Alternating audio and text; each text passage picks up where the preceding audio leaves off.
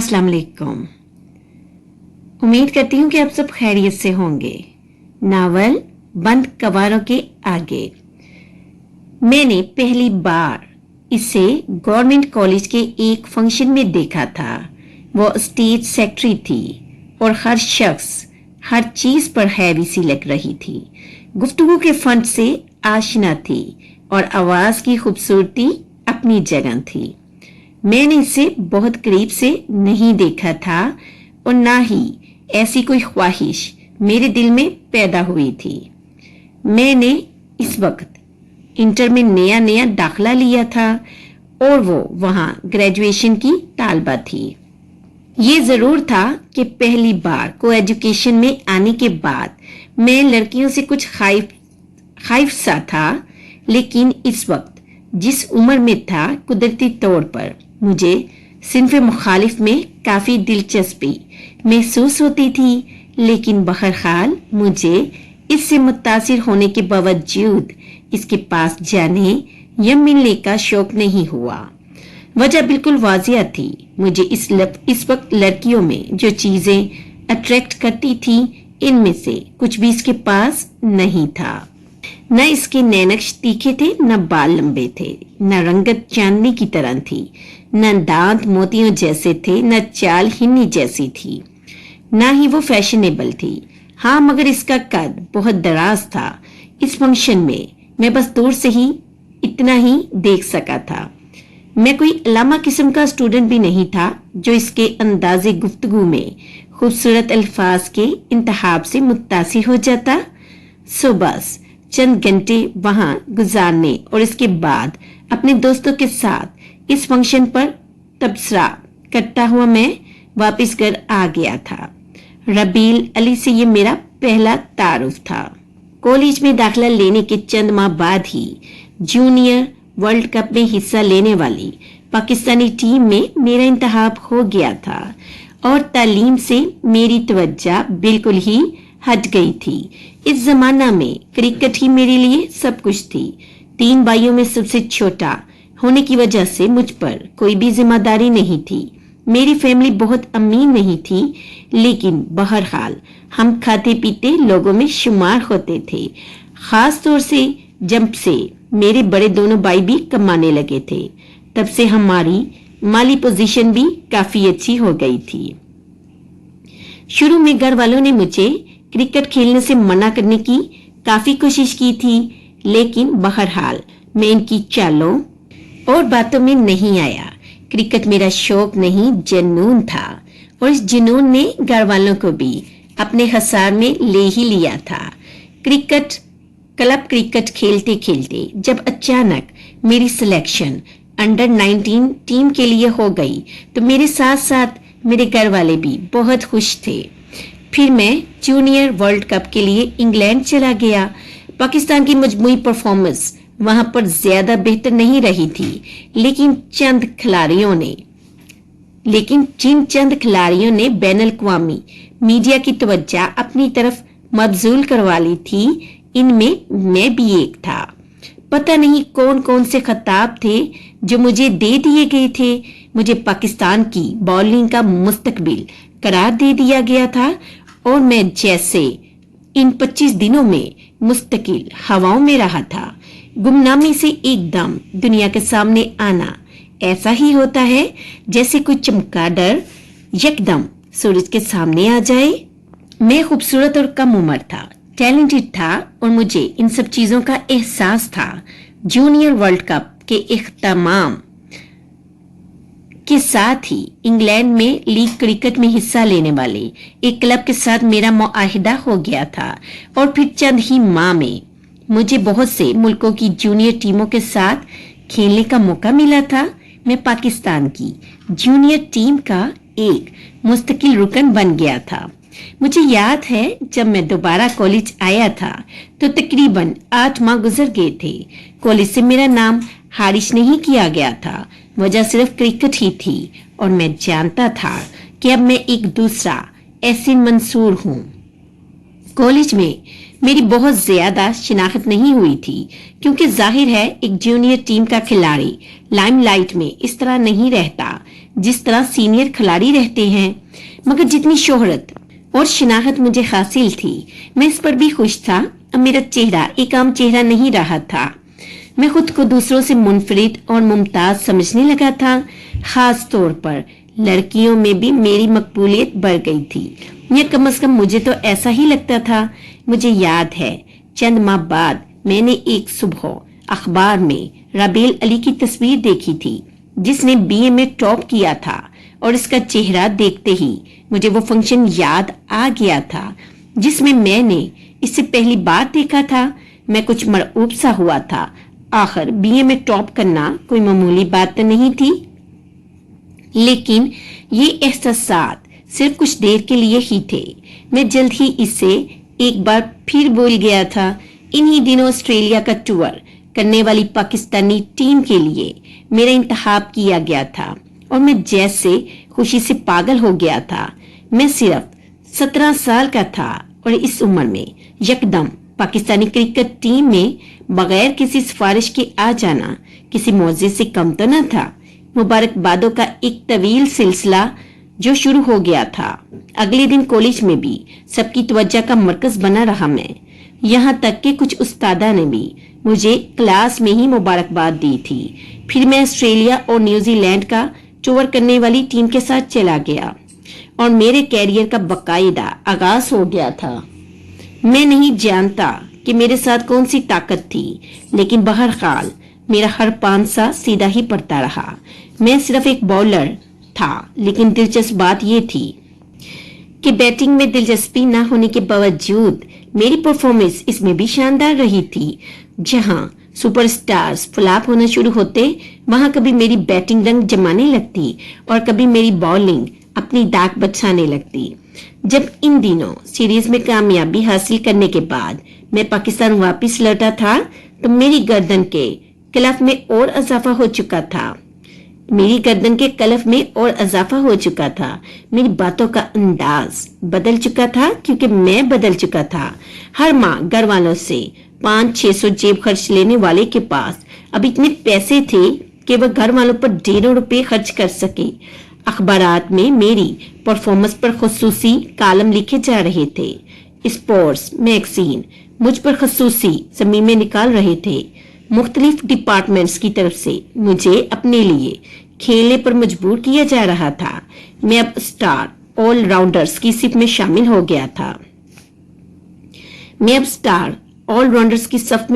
गया था। और इस सब के लिए मुझे न सालों की मेहनत करनी पड़ी थी, न कोई तवील जदोजहद। पाकिस्तान वापस आने के बाद जब मैं दोबारा कॉलेज गया था, तो मुझे देखते ही जैसे हर एक हैरान हो जाता था। ऑटोग्राफ्स लेने वालों का एक बड़ा हजूम था, जिसने मुझे पहले दिन अपने गिराव में रखा, और जाहिर है इसमें लड़कियों की एक बड़ी तादाद शामिल थी, और मैं यकीनन जिंदगी में यही सब कुछ चाहता था। मैं अब लड़कियों से पहले की तरह खौफ नहीं था। बैरूनी दौड़ों ने सनफे नाजुक के सामने मेरी घबराहट को खत्म कर दिया था। अब मैं इनके तबसरों के जवाब इतने ही शौक अंदाज में दिया करता था, लेकिन अब कॉलेज मेरा आना जाना काफी कम हो गया था। मैं सिर्फ खानापुरी के लिए ही कभी कभार वहां जाता था, वरना मुझे न तालीम में पहले की तरह कोई दिलचस्पी थी, ना ही अब थी। बस मेरे वालिदैन का इसरार था कि मैं ग्रेजुएशन जरूर कर लूं, चाहे 3rd डिवीजन में ही सही, और मैंने इनके इसरार के सामने सर झुका दिया था। राबेल अली से मेरी पहली बाकायदा मुलाकात तब हुई थी जब कॉलेज ने अपने एक सालाना फंक्शन में कुछ नामूल लोगों के साथ मुझे भी मदऊ किया।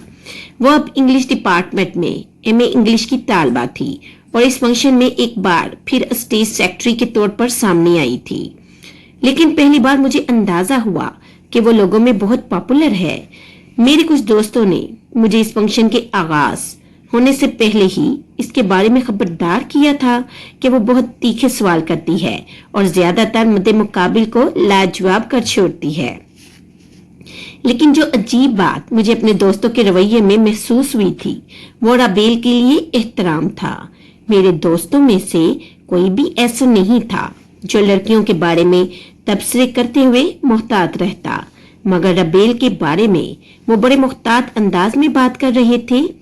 ऐसे लगता था जैसे वो लाशौरी तौर पर इससे मरऊब थे। मुझे इनके रवैये पर काफी हैरानगी हुई थी। मुझे याद है मैंने बड़ी लापरवाही का इजहार किया था, लेकिन मेरे दोस्त उमर ने कहा था, देखेंगे तुम भी कितने पानी में हो, इसके सामने सारी चौकड़ियां ना भूल जाओ तो मेरा नाम बदल देना। रबेल के बारे में इस जुमले ने मेरे तजस्सुस और तशवीश दोनों को बढ़ा दिया था। मैंने सोचा कि प्रोग्राम के आगाज से पहले मैं इससे मिलूं और पूछूं कि वो मुझसे किस किस्म के सवालात करेगी। और जब मैंने अपने दोस्तों से इस बात का इजहार किया तो अजीब सा रिस्पॉन्स उन्होंने दिया था। उमर ने कंधे उचकाए थे, हसन ने सीटी बजाने के अंदाज में होंठ सुकेरे थे, आदल चंबी सी हंसी हंसने लगा था। यकदम मुझे एहसास हुआ कि वो सब इसके पास जाने से घबरा रहे थे, ऐसे जैसे वो बेहद कंफ्यूज हो गए हों। लेकिन बहरहाल मेरे साथ इसके पास जाने पर आमादा हो गए थे। फिर कुछ देर के बाद मैं रबेल अली को ढूंढने में कामयाब हो गया था। वो इस फंक्शन के इंचार्ज सर अमान नवील और चंद दूसरे स्टूडेंट्स के पास खड़ी कुछ पेपर्स देख रही थी और शायद किसी मौजू पर कुछ बहस भी हो रही थी। सर अमानुएल ने मुझे दूर से देख लिया था और वो तेजी से मेरे पास आए थे। बड़ी गर्मजोशी से उन्होंने मेरा हाल अहवाल पूछा था और फंक्शन में आने के लिए शुक्रिया अदा किया था। फिर वो मुझे मेरी नशिस्त पर ले जाना चाहते थे, लेकिन मैंने इनसे कहा कि मैं रबेल अली से कुछ बात करना चाहता हूँ।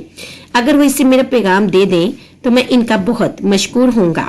वो मुस्कुराते हुए रबेल के पास चले गए थे और चंद लम्हे बाद मैंने रबेल और इसके साथ खड़े दूसरे लड़कों को अचानक अपनी तरफ मुतवज्जा होते देखा। वो इन पेपर्स को रोल करती हुई मेरी तरफ आ गई थी और पता नहीं क्यों, लेकिन मुझे लगा था कि मैं भी इतना ही कंफ्यूज हूँ जितने मेरे दोस्त हैं। मेरे पास आकर इसने मुस्कुराते हुए मुझे विश किया था। सर अमानुएल कह रहे थे, क्या मुझसे कुछ कहना चाह रहे हैं? इसने बगैर किसी तवक्कुफ के मुझसे पूछा और यकदम मुझे लगा कि मेरा सारा इत्मीनान रुखसत हो गया है। लेकिन बहरहाल मैंने अपनी सारी हिम्मत को इकट्ठा करते हुए इससे कहा, वो दरअसल मेरे दोस्त कह रही थी कि आप स्टेज पर अपने सवालों और बातों से बहुत परेशान करती हैं। इसके चेहरे पर मेरी बात सुनकर हैरानगी के तासरात नमूदार हुए थे, लेकिन फिर इसने एक गहरी मुस्कुराहट के साथ मेरे दोस्तों को देखते हुए मुझसे पूछा, आपके कौन से दोस्त कह रहे हैं कि मैं स्टेज पर अपने सवालों से परेशान करती हूँ? मैंने उमर की तरफ इशारा किया था और मुझे लगा जैसे उमर वहां से दौड़े लगा देगा। कम से कम इसके चेहरे से मुझे ऐसा ही लगा था। आपका नाम क्या है? इसने मुस्कुराते हुए बराह रास्त उमर से ही पूछा था। उमर का नाम जानने के बाद इसने कहा था, देखिए उमर, मैं परेशान करने वाले सवाल नहीं करती, मैं अच्छे सवाल करती हूँ ताकि इनके जवाब भी अच्छे और मुनफरिद मिले और जो लोग प्रोग्राम देख रहे होते हैं वो इसे इंजॉय करें। अगर वही स्टीरियोटाइप सवाल पूछे जाते रहें तो मुझे नहीं लगता कि किसी को इस बात में दिलचस्पी होगी कि वो मेहमानों के साथ मेरी बात सुने। लेकिन बहरहाल मैं कभी भी अपने प्रोग्राम्स में हिस्सा लेने वालों को परेशान करना नहीं चाहूंगी और आज का प्रोग्राम देखने के बाद आप जरूर मुझे बताइए कि मैंने कौन सा ऐसा सवाल किया था जो परेशान करने वाला था, जो मुझे नहीं करना चाहिए था। वो बड़ी नरमी से मुझे नजरअंदाज किए हुए उमर से मुखातिब थी जो जमीन पर नजरे गारे खड़ा था। मैंने आज तक इसे कभी किसी लड़की के सामने नजरें झुकाए नहीं देखा था, लेकिन आज मैंने देख ही लिया था।